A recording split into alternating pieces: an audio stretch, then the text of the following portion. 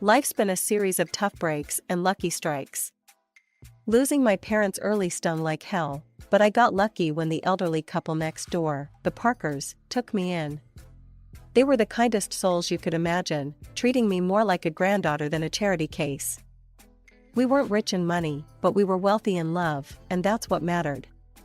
Then, just as I was coming into my own, turning 18 and thinking about college, they died in a car accident. Just like that, I was on my own again.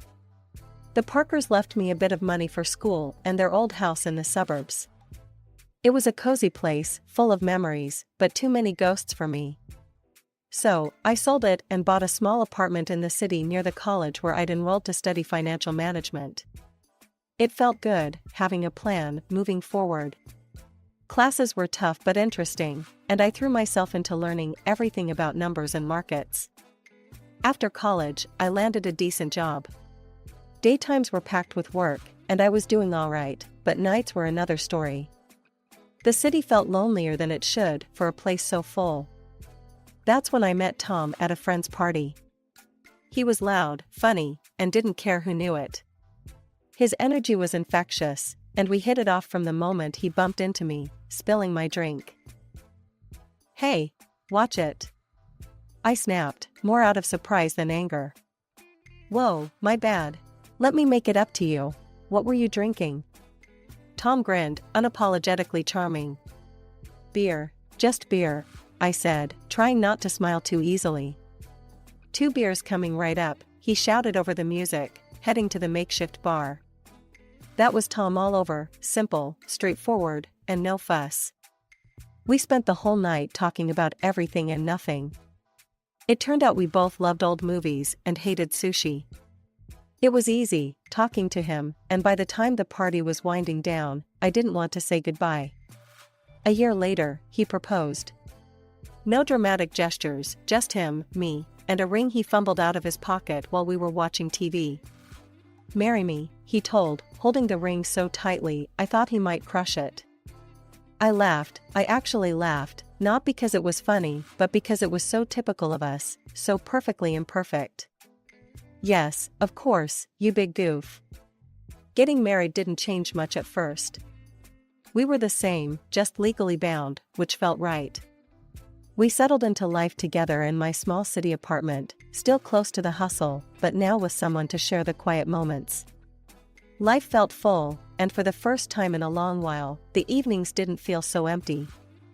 Settling into married life had its comforts, but life sure doesn't let you get too cozy without throwing a curveball or two. Jake's folks, Mr. and Mrs. Harper, were gems. Living in their cozy suburban home, they welcomed me with open arms from the get-go. I could see where Jake got his easygoing nature. Their warmth was a balm on my oftentimes still sore heart, still aching from my own family losses. "So happy you're part of our family now," Mrs. Harper would often say, squeezing my hand with a kindness that felt both uplifting and overwhelming. "Thanks, I really appreciate how welcoming you've been," I'd reply, feeling genuinely grateful. Visiting them became our weekend ritual. Those days were filled with backyard barbecues and lengthy chats over cups of steaming coffee. Life was good, simple and honest, until it wasn't. Jake got called away on a long business trip, a whole year out of state. It was a fantastic opportunity for his career, but the timing was brutal. No sooner had Jake left than Mr. Harper's health took a nosedive. It happened fast, and Mrs. Harper, bless her heart, sounded near out of her mind with worry when she called. "Kimberly, I hate to ask, but I could really use your help around here. George is really not doing well." Her voice was thick with unshed tears. Without a second thought, I packed a bag and headed to the suburbs. Seeing Mr. Harper so frail shook me. He had always been a pillar, strong and steady. Now, he looked shrunken, tethered to his life through a maze of medical tubes.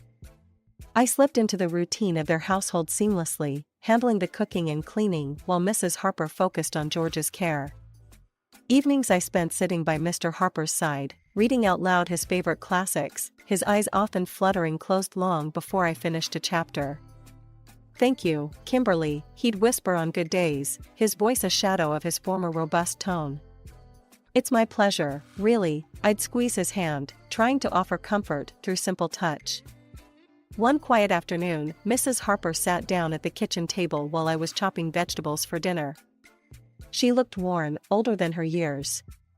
"Kimberly, I don't know how to say this, but we're in a bit of a bind," she began, wringing her hands nervously. "George was the main earner, you know, and with him like this." I put down the knife, giving her my full attention. "We're strapped, honey. I hate to even ask, but could you consider renting out your apartment? It might help us get through this tough spot." She looked down, clearly embarrassed. I didn't even hesitate. "Of course, Mrs. Harper. I'll get on it right away," I said firmly, trying to ease her burden. The apartment rented out quickly, and every month, I dutifully transferred the rental income to Mrs. Harper, along with money for groceries and whatever bills piled up. It wasn't easy. The commute to my job in the city became a nightmare. But family sticks together, right? That's what I kept telling myself, even on the hardest days. "Kimberly, you're a godsend," Mrs. Harper would often say, her relief palpable each time I handed her the money. "It's what family does," I'd respond, though some nights, as I lay in the guest room listening to the distant sounds of sirens from the city, I couldn't help but feel the weight of the world on my shoulders. Jake's calls were my only respite, his voice a tether to another life. "How's it going, Kim? You holding up okay?" His concern was always evident, even through the static of long-distance calls. "We're managing. Don't worry about us." I'd forced cheerfulness into my voice, not wanting to add to his stress. Life in the Harper household took a drastic turn when Susan, Mrs. Harper's daughter from her first marriage, showed up unexpectedly. The vibe shifted immediately. She had that kind of presence, like a cold breeze that sneaks under the door. I never really knew Susan well, but I'd heard enough from Jake and even glimpsed her frosty relationship with Mr. Harper during brief, tense visits. My days had already stretched thin, juggling long commutes to work and caring for Mr. Harper, who was now bedridden and fading fast. Susan's arrival, however, added a whole new layer of tension. It was clear she was here to stay, making herself at home as if she owned the place. One evening, after a particularly grueling day, Mr. Harper beckoned me to his side with a weak gesture. His voice was a hoarse whisper, strained and urgent. "Kimberly, you need to watch out for Susan. She's a very bad person." I leaned closer, the gravity in his tone pulling a knot tight in my stomach. "I understand, Mr. Harper. I'll be careful," I promised, though I wasn't exactly sure what I was promising against. True to Mr. Harper's warning, Susan wasted no time establishing her new regime. The first sign was when I found her in the kitchen one morning, her presence like a storm cloud over the breakfast nook.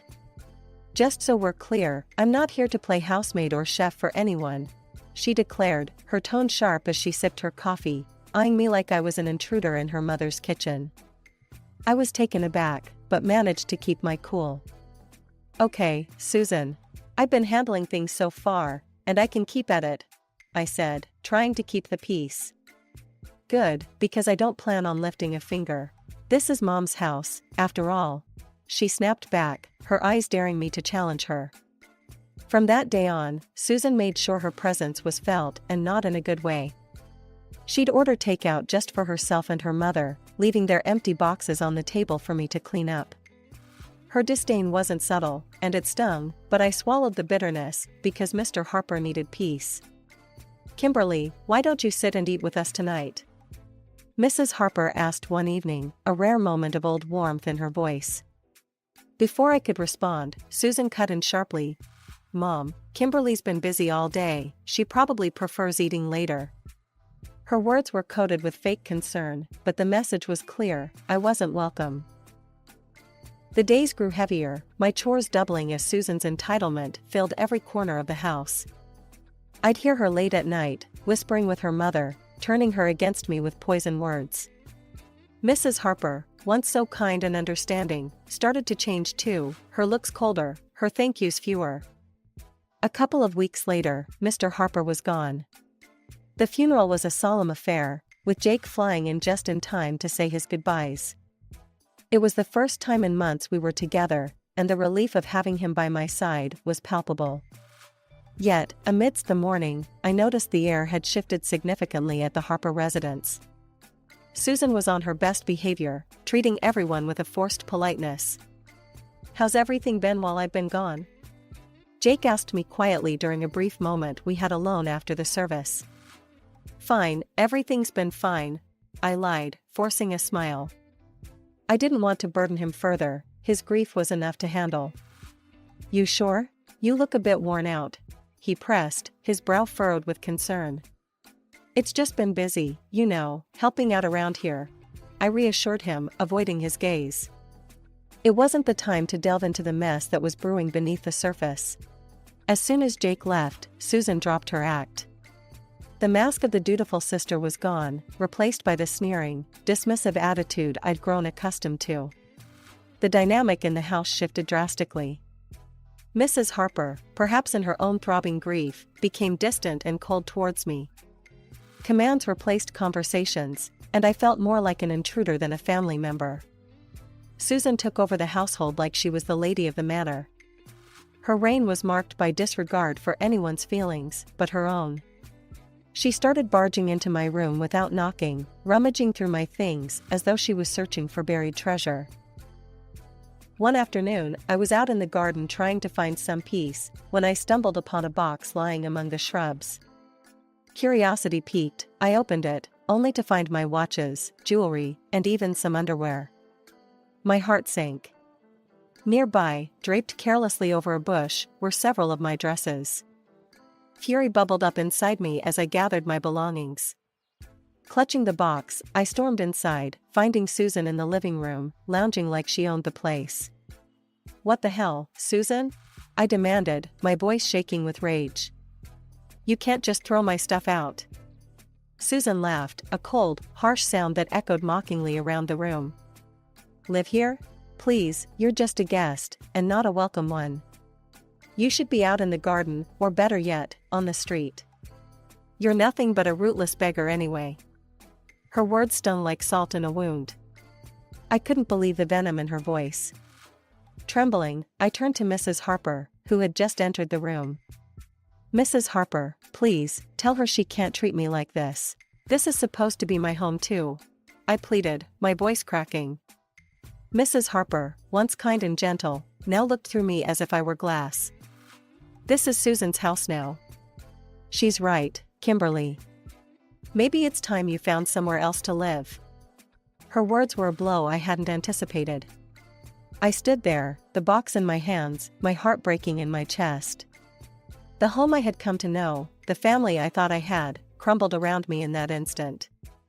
Despite everything, I stayed because of a promise I made to Mr. Harper on his deathbed, to look after his wife and not let Susan overpower her. But day by day, Mrs. Harper seemed to adopt Susan's cruel traits, her words turning sharp, her eyes cold.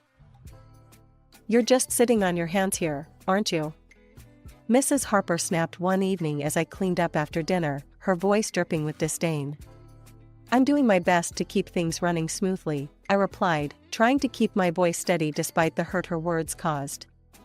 "Best? Could have fooled me. Seems like you're just freeloading," she scoffed, turning her back to me as she left the room. Her words stung. I was far from a freeloader.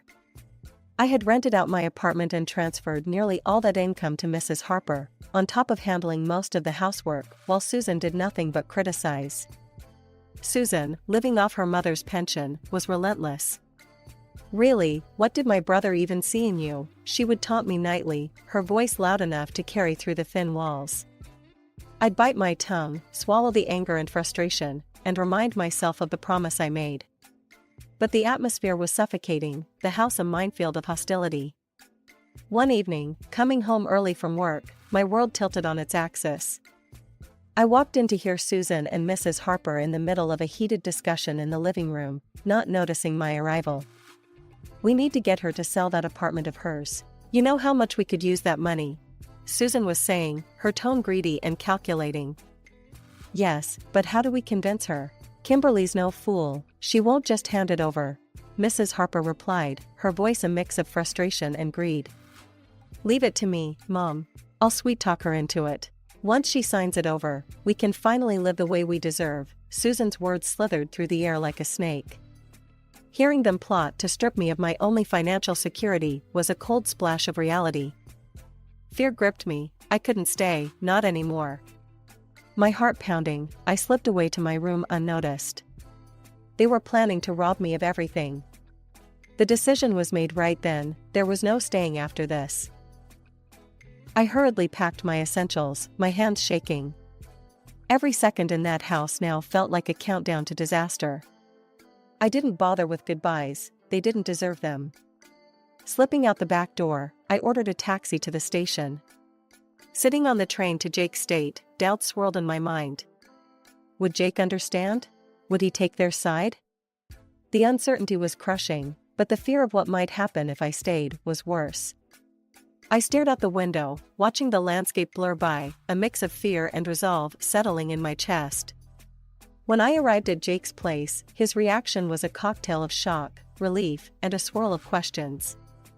His eyes widened as he opened the door to find me standing there, bag in hand, looking probably as frazzled as I felt. "Kimberly? What are you doing here? Is everything okay?" he asked, stepping aside to let me in. I hesitated, taking in the familiar, comforting sight of his temporary home. "No, Jake, everything's not okay. Not at all," I replied, my voice catching a bit. He led me to the couch, his expression now lined with worry. "Talk to me, babe. What happened?" I told him everything, starting from Susan's return, the worsening conditions at home, the financial manipulations, and the final straw, the plot to make me sell my apartment. I hadn't wanted to worry him before, didn't want to add to his stress while he was away working. Jake's face darkened with each word I spoke. By the time I finished, his fists were clenched, his jaw set hard.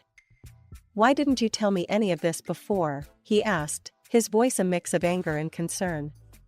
"I didn't want to cause more trouble. I thought I could handle it," I admitted, feeling foolish now.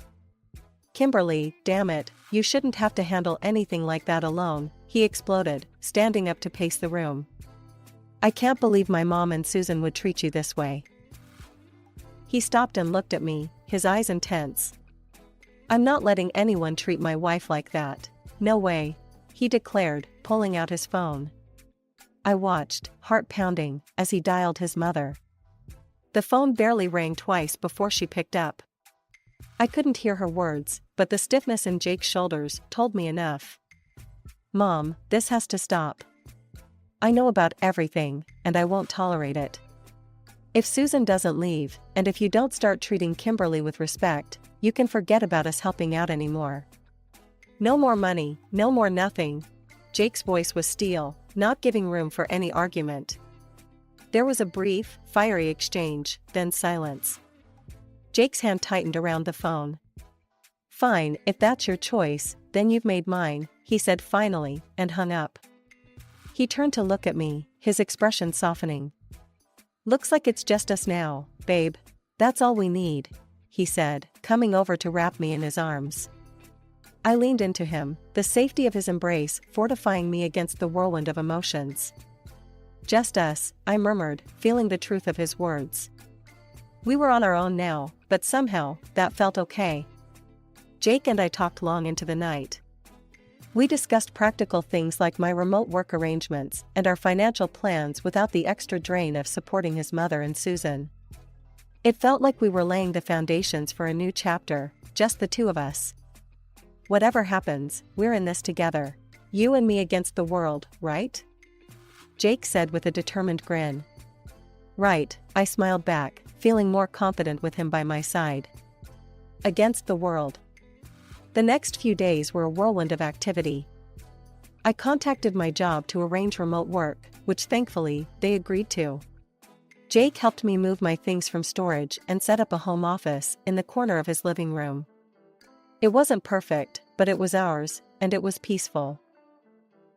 A week into our newfound peace, I was jolted by a call that almost felt like a ghost from a past life. It was Mrs. Harper. Her voice, once sweet to me, now dripped with a mix of desperation and audacity. "Kimberly, why haven't I received the money for this month? You know we depend on it." she demanded right off the bat. I was stunned silent for a moment, her nerve unbelievable. I'm sorry, but after everything, you really expect me to continue supporting you? I asked, my tone more incredulous than angry. In the background, I could hear Susan's voice, shrill and angry. She's just an ungrateful girl, Mom. Make her transfer the money. Taking a deep breath to calm my rising anger, I remembered the venomous words they had thrown at me, words that stung deep. Mrs. Harper, Susan called me a rootless beggar, remember? I'm not sending money to people who treat me like trash. I'm done. There was a pause on the other end, and I could almost picture Mrs. Harper's shocked face. But we're family, she finally said, her voice a mixture of anger and pleading. No, family doesn't treat each other that way. Goodbye, Mrs. Harper, I said firmly and hung up before she could respond. The call shook me, but Jake was right there, his support unwavering. You did the right thing, Kimberly. It's time they learn to stand on their own, he reassured me, wrapping an arm around my shoulders. Not long after settling back into our hometown, another surprise came our way. I was pregnant. The news brought a joy we hadn't expected, and suddenly, the future seemed filled with possibilities. We decided it was time to sell my apartment and buy a small house in the suburbs, a place near a good school where our child could grow up. As we were planning our move, another call came, and again from Mrs. Harper. Her tone was different this time, desperate, almost pitiful. Kimberly, I've made a mistake. Susan forced me to sell the house, took the money, and left me with nothing. Could I come and live with you and Jake? Her voice was shaky, pleading. The request stunned me. After everything, this was a test of my resolve. Mrs. Harper, you chose this path when you sided with Susan against us. You could have chosen differently, I said, my voice steady despite the turmoil inside. I know I've made mistakes, but you have a kind heart. Can't you forgive an old woman for her wrong choices? She implored.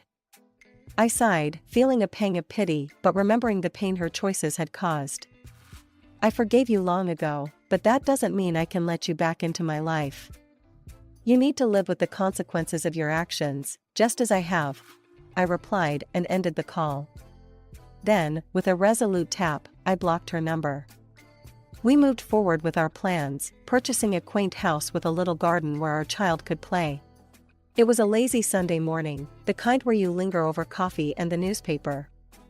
I was flipping through the pages when a headline caught my eye, local woman arrested for massive fraud scheme. There, staring back at me from the paper, was Susan, handcuffed and looking defeated. I couldn't help the mix of shock and, admittedly, a slight vindication that washed over me. Look at this, Jake, I called out, holding up the newspaper for him to see. It's Susan. She's been arrested for fraud. Jake took the newspaper, scanning the article with a serious expression. Wow, can't say I'm surprised, but still, it's a lot to take in. Yeah, it is. But she made her choices, and now she's facing the consequences, I replied, feeling a closure I hadn't realized I needed. The news eventually drifted to us through friends that Mrs. Harper was living in a tiny apartment, working 2 jobs to scrape by. Her pension wasn't enough to cover her living expenses and pay off the debts Susan had left her with. Did you hear about your mom? One of Jake's friends, Matt, brought it up one evening when they were over for a backyard barbecue. Yeah, I heard, Jake responded, flipping burgers on the grill. His voice held a trace of sadness, but it was tempered with resolve. She chose her path, Matt. It's tough, but that's how it is. Matt nodded, understanding the unspoken boundaries. You're right, man. Just thought you should know. The conversation shifted after that, the evening air filled with the lighter topics of sports and work. Life had moved on, and so had we. The joy of our new life really crystallized when Mia came into the world. Becoming parents changed everything. It shifted our priorities, our dreams, and even healed some of the old wounds by filling them with new love. Can you believe she's ours? I whispered to Jake one night as we watched Mia sleeping peacefully in her crib. She's perfect, Kimberly. Just perfect, Jake murmured back, his voice thick with emotion. We spent our days marveling at each little milestone Mia achieved, each smile, each giggle. She was our little miracle, and with her, the hardships of the past seemed to recede, making room for new memories, better ones. Each day was simple, but filled with little moments of joy that stitched a tapestry of a happy family life. Hola, suscríbete a Historias Vitales para no perderte nuevas historias. Mi esposa había estado trabajando en su proyecto especial durante 4 meses ahora. No era su proyecto personal, pero ella era la persona principal y responsable de su éxito. El proyecto estaba diseñado para salvar a su empresa, Bixler Enterprises. Los últimos 4 meses habían sido difíciles porque se vio obligada a trabajar duro. Era importante tanto para ella como para la empresa. Había una buena posibilidad de que Bixler Enterprises quebrara si el proyecto no se completaba. Sara tenía una licenciatura de Albrecht y un MBA de Wharton. Era la más inteligente de la familia. Yo empecé a trabajar como mecánico de autos justo después de la secundaria y después de 21 años seguía siendo mecánico de autos. No me importaba porque me gustaba el trabajo y pagaba bien. Era suficiente para pagar la universidad de Sara y criar a 2 hijos. No vivíamos lujosamente, pero estábamos bien. Los niños ya se habían mudado, y las cosas iban bastante bien con nuestros ingresos. Sara quedó embarazada 3 meses después de casarnos a la edad de 18 años. Durante los primeros años de nuestro matrimonio, vivimos con mis padres. Ellos tenían una gran casa vacía ya que 4 de mis hermanos se habían mudado. Eso significaba que teníamos una niñera mientras Sara completaba sus primeros años de universidad. Debido a 2 embarazos, la carrera de 4 años le llevó 6 años completarla. Fue difícil, pero lo logró. Siempre tuve trabajo y nunca me faltó trabajo extra si lo necesitaba. Después de que Sara se graduó de Wharton, alquilamos nuestro propio lugar. Tuvo ofertas de trabajo de varias empresas grandes, pero todas requerían que nos mudáramos. A mí no me importaba, pero Sara quería quedarse cerca de casa. Por eso decidió trabajar en Bixler Enterprises. Pagaba bien, pero lo más importante, le daba responsabilidad y la oportunidad de avanzar. Sara era una empleada trabajadora y dedicada. La presentación es el jueves en el Hotel Thyssen en Filadelfia. Tomé unos días libres en el trabajo para ayudarla según fuera necesario. Al final, todo lo que logré fue hacerle algo de comer cuando llegaba a casa. No sabía nada sobre su trabajo, ni tampoco quería saber, los negocios corporativos de alto nivel me aburrían. Empresarios de Europa, Asia y América del Sur venían aquí, la empresa pagaba sus boletos de avión y proporcionaba habitaciones en el Hotel Thyssen mientras estaban aquí. Era caro como el infierno, y por algunas cosas que Sara había dicho, la empresa estaba sobreestimando sus finanzas. Su presentación era importante para ella, para la empresa y para más de 200 empleados. Hasta el martes por la noche, todo iba bien. Sara llegó a casa con un traje nuevo, un traje gris con una blusa blanca. Desplegó todo lo que necesitaba en la cama de la habitación de invitados. Cuando se trataba de la limpieza de la casa, ella era normal, pero cuando se trataba del trabajo, era meticulosa. No entendía por qué necesitaba sacar su ropa interior de lujo, pero no dije nada. Además de su traje para la presentación, tenía varios vestidos de cóctel lindos para eventos sociales antes y después del evento. Siempre había evitado tales eventos, pero me sentía obligado a ir con ella si ella quería que lo hiciera. Me agradeció la oferta, pero dijo que no era necesario. Todos los materiales y equipos que necesitaba estaban guardados ordenadamente en el maletero de su Volvo. Antes de salir del trabajo, ella misma conducía el coche para asegurarse de que todo estuviera en perfectas condiciones. Tenía todo el día miércoles para prepararse y toda la noche del miércoles para socializar con sus invitados. Sara era tan buena en lo que hacía que sentía que habría sido mejor si simplemente me hubiera mantenido alejado de ella. Finalmente, había terminado. Lo había revisado y vuelto a revisar todo. Todo lo que necesitaba ahora era una ducha caliente y una buena noche de sueño. Supongo que mi error fue que empecé a revisar sus cosas después de que Sara comenzara a ducharse. Pensé que estaba ayudando, pero resultó ser lo contrario. Estaba moviendo cosas en la cama cuando un pequeño sobre blanco cayó del bolsillo lateral de su bolso de maquillaje. Una carta de una farmacia, pero no del tipo que solemos usar. Dentro había 10 pastillas. No tenía idea de qué era, Pren, y las instrucciones eran confusas. Si es necesario, tomar una pastilla y luego una segunda pastilla 12 horas después. Pensé que podría ser algo que ella había conseguido para la ansiedad o los nervios, pero las instrucciones no tenían sentido. La receta estaba escrita a su nombre el lunes. Volví a poner el sobre en su lugar mientras ella terminaba de ducharse. Decidí que quería saber más sobre Pren antes de contarle sobre ello. Por supuesto, si lo mencionaba, significaría que estaba revisando sus cosas. Odio los dilemas. Mientras Sara se preparaba para dormir, fui a nuestro ordenador doméstico y busqué. 10 minutos después, me uní a mi esposa bajo las sábanas.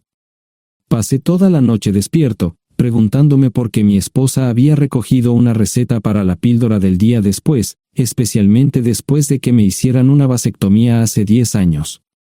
A la mañana siguiente, me levanté temprano, pero no estaba descansado. Di un largo paseo, esperando que despejara mi mente. Me dirigí hacia casa con reticencia, temiendo lo que podría hacer o decir cuando llegara allí. Mi hijo Joe se unió a la Marina después de la escuela secundaria y estaba en su primer año en San Diego.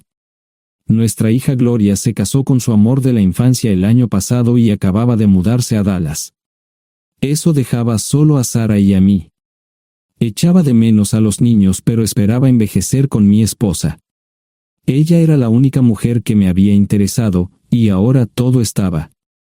Si Sara estaba teniendo una aventura, lo ocultaba bien. Por supuesto, nunca la vigilé. Nunca miré sus correos electrónicos o llamadas telefónicas. No tenía razones para hacerlo. No tenía forma de saber qué estaba haciendo en el trabajo o después del trabajo. Confiaba en ella completamente. Ion, ¿dónde demonios has estado? ¿Quieres huevos o algo? No, solo café. No me sentía con muchas ganas de hablar. ¿Qué pasa, cariño? Solo son 3 días. Puedes venir si quieres, pero te aburrirás como una ostra. No, realmente no quiero ir, pero odio dejarte sola. Me preocupo cuando no estás aquí. Es muy dulce, querido, pero estará bien.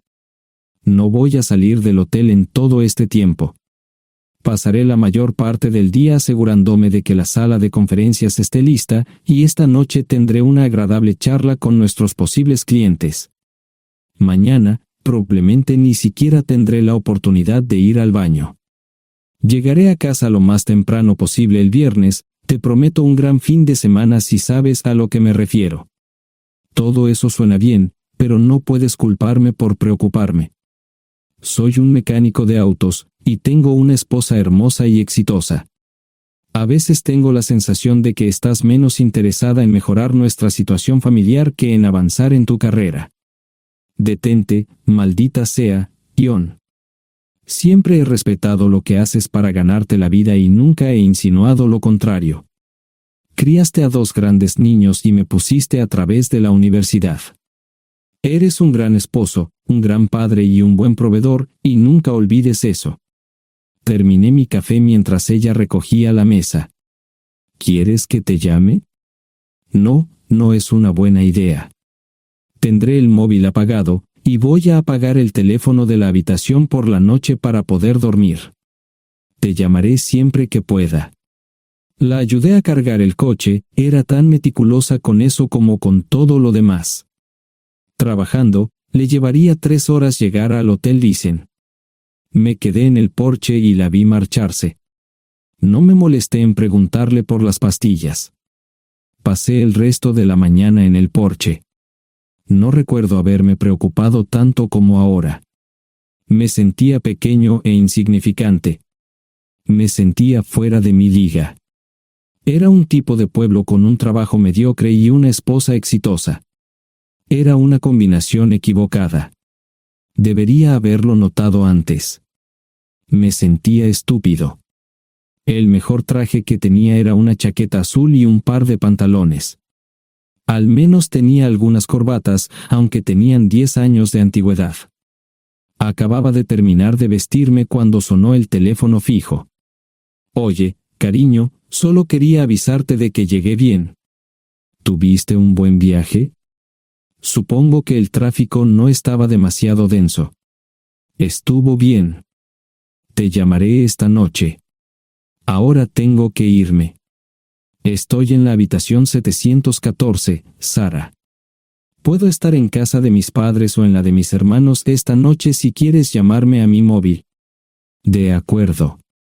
Suena el teléfono móvil. Te quiero, tengo que irme. Me tomé mi tiempo para llegar a Filadelfia.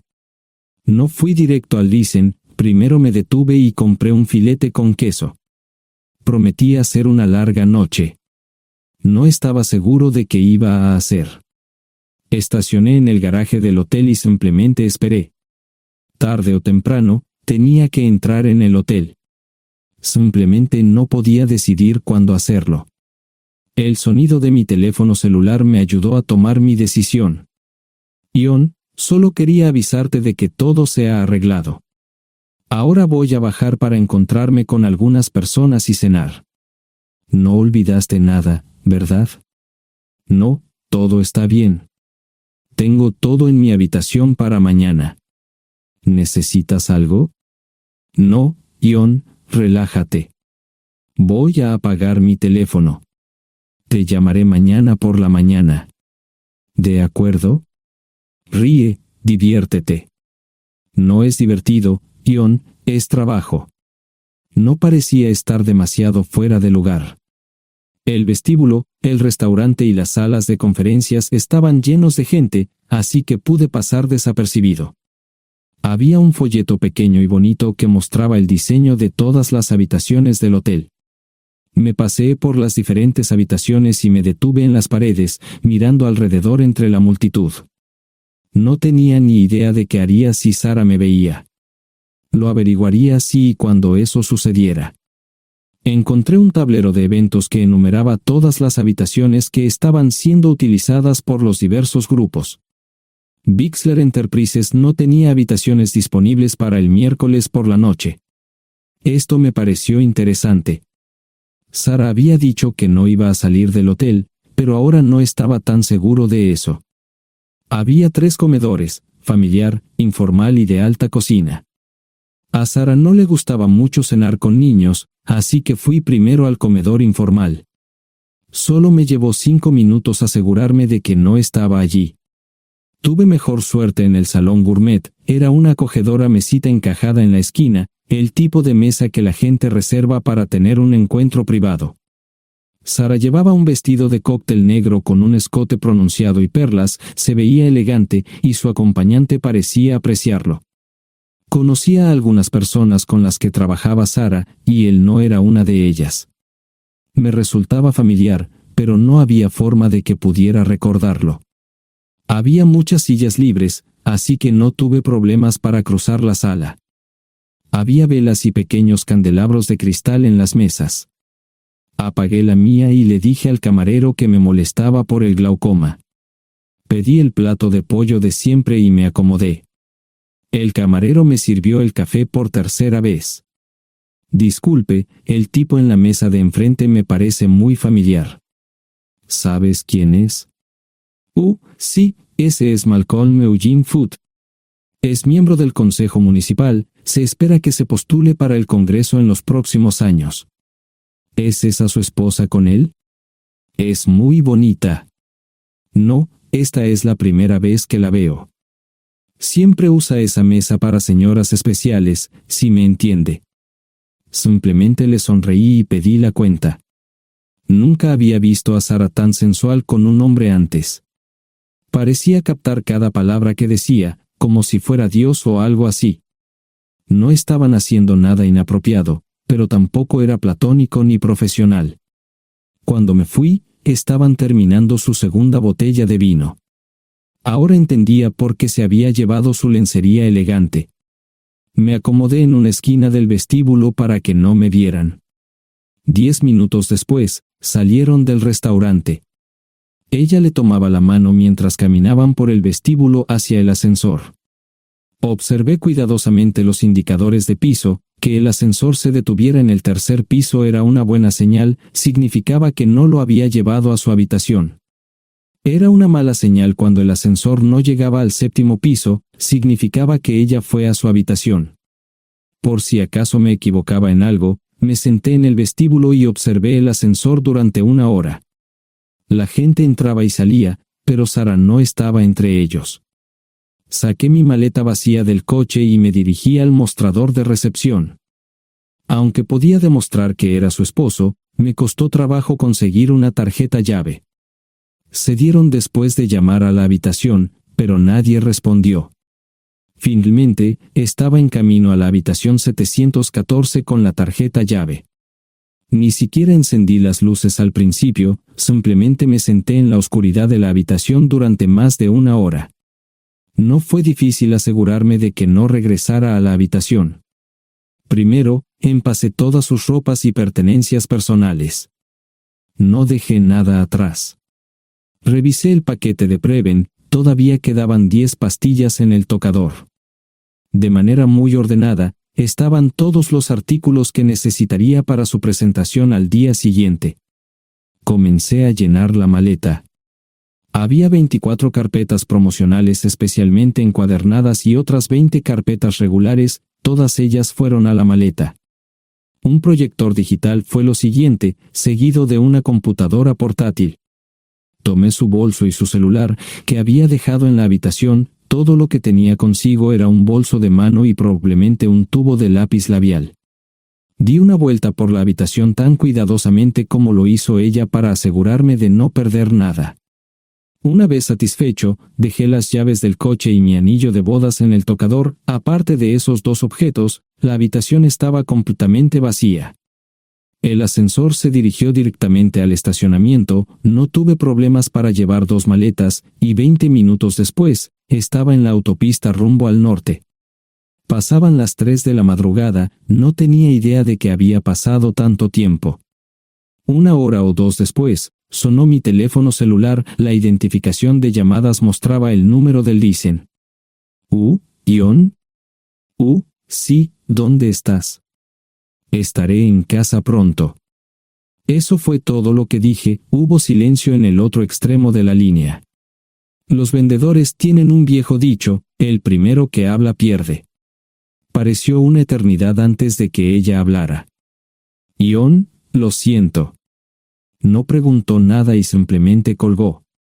Apagué mi teléfono, era obvio que había regresado a su habitación. Más tarde ese día, tenía que dar una presentación que salvaría a su empresa y le daría un ascenso. Metí las maletas en el desván del garaje. Sara nunca iba allí y nunca pensó en buscar algo allí. Por supuesto, en este punto, estoy bastante seguro de que no importaba. Primero, recogí todas mis ropas y pertenencias personales. La mayoría de los hombres tienen sus propias herramientas, generalmente es un requisito para el trabajo. Pasé por la tienda, cargué las mías en el Subaru y recogí mi último cheque de pago. Para entonces, los bancos ya estaban abiertos, no tuve que hacer ninguna manipulación financiera complicada. Simplemente retiré todo el dinero de mis cuentas. Almorcé en Hagerstown, Maryland. Tenía suficiente dinero para vivir durante unos años, pero sabía que estaría buscando trabajo muy pronto. Sara y yo éramos parecidos en eso de que a ambos nos encantaba trabajar. La voy a extrañar. Pasé un par de horas en las cuevas del Uray y alquilé una habitación cerca de Whitewell. No tenía idea de qué iba a hacer. Era sábado, y me encontré sentado en el acuario de Chattanooga, observando la naturaleza que nunca había visto antes. Pasé unas horas simplemente relajándome y decidí que era un buen lugar para estar. Compré un pase anual para el acuario y, para la hora de la cena, tenía un lugar donde quedarme. Era un remolque móvil en el parque, pero estaba amueblado y era económico. No necesitaba mucho. La primera cosa que haría el lunes por la mañana sería conseguir un trabajo. Un buen hombre de mantenimiento siempre puede conseguir un trabajo, especialmente si está dispuesto a trabajar duro. Podría permanecer discreto hasta que fuera el momento de renovar mi licencia de conducir o las etiquetas del coche, me preocuparé por eso cuando llegue el momento. El domingo por la tarde, llamé a Gloria. Me sentí obligado a informarle sobre lo que estaba sucediendo, pero Sara ya se lo había contado. Fue bastante franca con Gloria sobre lo que había pasado, dijo que había engañado, que la sorprendí, que me fui y que ella perdió su trabajo. Me sentí mal porque ella perdió su trabajo, pero ese era el precio que tenía que pagar. Le pedí a Gloria que le dijera a Josh lo que estaba sucediendo la próxima vez que hablara con él. También le dije que la llamaría aproximadamente una vez al mes para verificar cómo iban las cosas. No le dije dónde estaba. Para el mediodía del día siguiente, tenía un trabajo. En realidad, estaba a poca distancia del parque de remolques, con el Waffle House a mitad de camino. ¿Qué más podría querer un hombre? No sé cómo manejaron el papeleo, pero me estaban pagando $20 por hora sin hacer preguntas. Estaba feliz, y ellos también. Ni siquiera tendría que tocar el dinero que traje conmigo. Unos 2 meses después, Gloria me informó que Sara se había mudado de la casa y estaba viviendo con sus padres. Gloria no sabía nada más, pero estaba feliz de que estuviera estable y le estuviera yendo bien. Josh me llamó desde San Diego solo para informarme que iba a hacer un crucero. Era técnico en aviónica en un portaaviones, intentó explicar qué hacía exactamente, pero estaba más allá de mi comprensión. Nunca supe mucho sobre cosas técnicas. Ambos tuvieron cuidado de no decir nada malo sobre su madre, aprecié eso. Después de eso, todo siguió como siempre. Comencé a hablar con Gloria al menos semanalmente, Josh y yo comenzamos a enviar correos electrónicos regularmente. Gloria hablaba regularmente con Sara, pero decía muy poco sobre lo que estaba haciendo o dónde estaba. Nunca presenté la solicitud de divorcio, y parece que Sara tampoco lo hizo. Tengo una licencia de conducir de Tennessee y las etiquetas en el Subaru. Comencé a frecuentar un bar local un par de veces al mes y tuve encuentros casuales, 2 mujeres se alternaban como mis compañeras nocturnas regulares. No buscaban compromisos, y yo tampoco, parecía funcionar bien para todos nosotros. La vida era buena. Eso fue hace mucho tiempo, y gradualmente olvidé a Sara. Con el tiempo, el Subaru comenzó a darme problemas, había olvidado cuánto tiempo había pasado. Tenía más de 200,000 millas. Estaba reflexionando sobre esto con una jarra de cerveza un día cuando me di cuenta de que habían pasado casi 5 años desde que me fui de casa. Mantuve un contacto cercano con ambos hijos, Gloria ya tenía 2 hijos propios en este momento y quería que los visitara. Josh casi se casó con una mujer tailandesa, pero en el último momento, se negó. Por lo general, trabajaba 6 días a la semana y usaba el domingo para recuperarme del sábado por la noche, no había ninguna buena razón para que alguien llamara a la puerta de mi remolque a las 6 de la mañana de un viernes. Su grosería fue recompensada por un hombre medio desnudo abriendo la puerta, los calzoncillos del día son repugnantes, y la dama en la puerta, juzgando por la expresión en su rostro, estuvo de acuerdo conmigo. Ella apartó la mirada, pero su compañero no parecía impresionado. Norm habría usado pantalones, pero en un momento como este, los invitados me molestaron. Estamos buscando a John Terrell. No los conozco. Me llamo David Simmons, y esta es mi esposa Mara. Tenemos un problema y esperamos que nos puedas ayudar. Lo siento mucho, no trabajo a altas horas de la noche. Si necesitan algo relacionado con su auto, tendrán que ir a la tienda. Esto provocó varias miradas en blanco y finalmente una respuesta. No tiene nada que ver con tu trabajo, es más un problema personal. ¿Podemos entrar?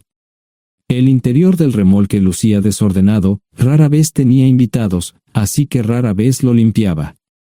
Incluso mis novias insistían en que fuéramos a su lugar. Hagan como en su casa, déjenme ponerme los pantalones enseguida. Al entrar en el dormitorio, dejé la puerta abierta solo para mostrarles lo hospitalario que soy. También me puse una camisa. ¿Les gustaría tomar café? Solo tomará unos 10 minutos. Aparté algunas cosas del sofá para que pudieran sentarse. No hubo respuesta a la pregunta del café. Tenemos una hija adoptiva de 4 años y otra de 2 que necesita un trasplante de médula ósea, y esperamos que nos puedas ayudar. Estamos dispuestos a pagarte si es necesario. ¿Con mi médula ósea? No, queremos usarla y estamos dispuestos a compensarte por cualquier inconveniente. Creo que quieren comprarla. Estaba actuando como un listillo, y de repente me di cuenta de ello. Estas personas eran serias, tenían un problema real y estaban buscando ayuda. Lo siento mucho, no quise interrumpir. Por favor, continúen. Nuestra mejor oportunidad de encontrar un donante es un familiar cercano. Eres nuestra mejor esperanza. Mira esto. No quiero ser un grosero, pero creo que se equivocaron de persona. ¿Cuándo nació su hija? Cumplirá 5 años en julio. Marche Simons habló por primera vez, y sonó sincera. Odio ser el portador de malas noticias, pero me hice una vasectomía hace 15 años. No hay forma de que pueda ser su padre. ¿Por qué tu nombre estaba en el certificado de nacimiento? No puedo responder eso, tal vez deberían preguntarle a su madre. Esa afirmación fue recibida con silencio. Sentí pena por estas personas, pero no sabía cómo ayudarles. ¿Cuál es el nombre de la madre? Sarah Lise Terrell. No encontraba las palabras. Tal vez no debería haber tomado esas malditas pastillas de ella, por supuesto, entonces esas personas no tendrían una hija en absoluto. Todo lo que pensaba que había superado el dolor, y aquí está de nuevo, viejos recuerdos de mi esposa teniendo relaciones sexuales con ese maldito político de Filadelfia. Estaba empezando a olvidarlo todo, y ahora estaba de vuelta. Maldita sea. Ahora entiendo y pido disculpas por mi grosería e insensibilidad. Haré todo lo que esté en mi poder para ayudarles. En primer lugar, porque no puede Sara hacerse un trasplante de médula ósea. Médicamente, no puede. ¿Por qué no? Es madre, tiene que ser una donante adecuada. Ella es una donante adecuada, pero está demasiado enferma. Los médicos se negaron siquiera a considerar utilizarla. ¿Enferma de qué? Está muriendo de insuficiencia hepática. Le quedan menos de 6 meses de vida. Esto no tiene sentido. Siempre ha estado perfectamente sana. Además, no creo que un hígado enfermo le impida donar médula ósea. El hospital no aceptará su firma en el formulario de consentimiento. ¿Estás diciendo que hay algo mal en su cabeza? Ambos me miraron en silencio, sabían la respuesta, pero no querían decirlo. En ese momento, no quería que se sintieran aún más incómodos. Hace 10 minutos, no me importaban, pero ahora sentía que tenía que protegerlos y ayudarlos. ¿Cómo sucedió esto? ¿Podría alguno de mis hijos ayudar? Quizás, pero pensamos que eras nuestra mejor esperanza. ¿Por qué no van tras su padre, su verdadero padre? Pensamos que eras tú. No tenemos ni idea de quién más podría ser. Sara no nos dijo nada sobre otro posible padre. De hecho, ella no estaba en condiciones de explicar nada, agregó Mara. Obtuvimos la mayoría de nuestra información de la agencia de adopción. Tuve que preparar café y hacer pis, permítanme un momento. Dejé a mis invitados sentados mientras preparaba el café. Solo tomó unos minutos. Mientras se preparaba, fui al baño, algo que necesitaba hacer urgentemente. Traté de ser discreto, ya había avergonzado lo suficiente a Mara. ¿Dónde viven? En Westchester, Pensilvania. Les haré una oferta. Si les digo quién es el verdadero padre de su hija, deben prometerme que lo perseguirán sin descanso hasta obtener lo que desean. ¿De qué estás hablando? El padre de su hija es un político prominente en Pensilvania. Por supuesto, negará todo y probablemente les proporcionará documentos legales para detener sus esfuerzos. Si acuerdan presionar lo suficiente para que él admita que la niña es suya, podrán avergonzarlo y obligarlo a hacerse un trasplante de médula ósea.